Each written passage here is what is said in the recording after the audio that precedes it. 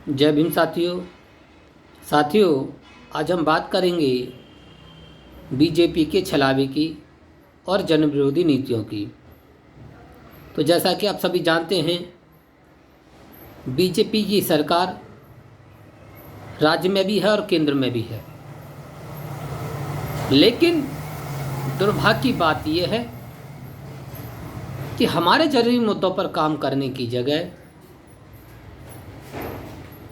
हमें केवल लालच दिया जा रहा है। अधिकार के नाम पर हमें केवल लालच दिया जा रहा है। फ्री राशन का लालच, फ्री सिलेंडर का लालच, फ्री आवास का लालच और चंद पैसों का लालच। ये इस देश के लिए सबसे बड़ी दुर्भाग्य की बात है। अगर वाकई ये लोग गरीब पिछड़ों के हितैषी होते, दलित पिछड़े व मुस्लिम आदिवासियों के हितैषी होते, तो हमें ये लालच देने की जगह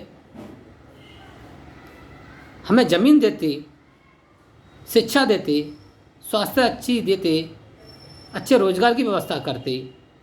लेकिन नहीं साथियों, हमारे संवैधानिक अधिकारों को देने की जगह ये लोग हमें केवल और केवल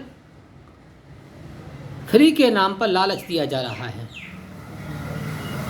अधिकारों के नाम पर हमें लालच देने का काम किया जा रहा है। इस बात को आज हमें समझने की जरूरत है, जबकि इनका ये फर्ज बनता है, दायित्व बनता है कि इस देश में जो भी संवैधानिक अधिकार हैं सभी देश के नागरिकों को उन्हें देना चाहिए, लेकिन इस पर काम नहीं किया जा रहा है। इस देश में सबसे पहले जाति जनगणना होनी चाहिए, जाति जनगणना तक नहीं कराई।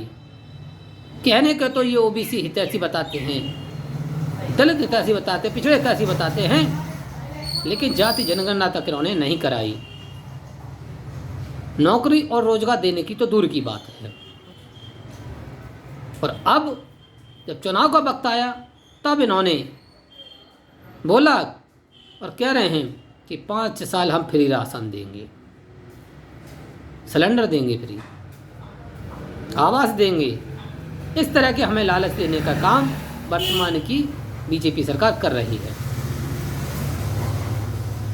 अगर बाकी ये हितैषी होते तो हमें हमारे संवैधानिक अधिकार देते। सबसे पहले जाति जनगणना कराते, उसके बाद जनसंख्या के अनुपात में हमें हमारी बराबरी की हिस्सेदारी देती। नौकरी के क्षेत्र में, पदोन्नति के क्षेत्र में, धन धरती और राजपाट के क्षेत्र में बराबरी का अधिकार देने का काम करते हैं, अगर बाकी ये जनता के हितैषी होती तो। लेकिन आज हमें इस बात को समझना पड़ेगा कि ये लोग दलित, पिछड़े व मुस्लिम आदिवासी ही विरोधी नहीं, ये देश विरोधी हैं।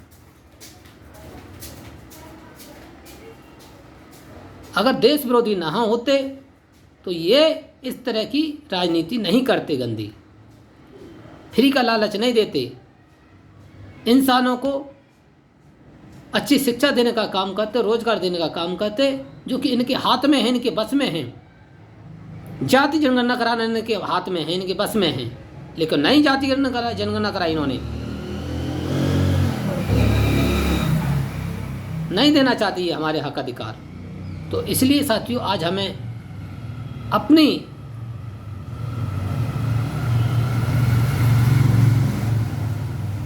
इस विरोधी सरकार को समझना पड़ेगा कि ये सरकार हमारी हितैषी कदापि नहीं हो सकती, और हमारी केवल और केवल बहुजन समाज पार्टी ही अपनी पार्टी है।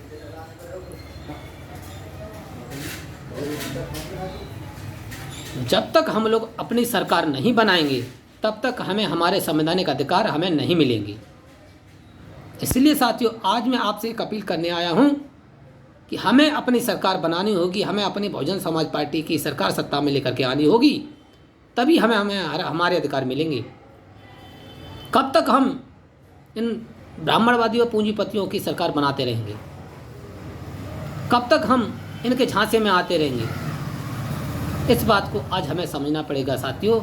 इसलिए अगर हमें वास्तविक शिक्षा, स्वास्थ्य, रोजगार की ज़रूरत है, हमें हमारे हक अधिकार चाहिए, तो हमें केवल अपनी सरकार बनानी होगी, हमें केवल हमारी ये सरकार बनानी होगी, अपनी सरकार बनानी होगी, तभी हमारा भला होगा साथियों।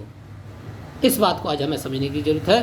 तो मैं बस केवल आपसे इतना ही कहूँगा कि केवल अपनी सरकार बनाइए, आप अपने बहुजन समाज पार्टी बनाइए, सत्ता में लेकर के आइए उसे, बहुजन समाज की सरकार बनाइए और अपना वोट, एक एक वोट आने वाले समय में बहुजन समाज पार्टी के पक्ष में करना चाहिए। हाथी पर मोहर लगाइए, हाथी पर वोट दीजिए, तभी आपकी सरकार बनेगी। धन्यवाद साथियों।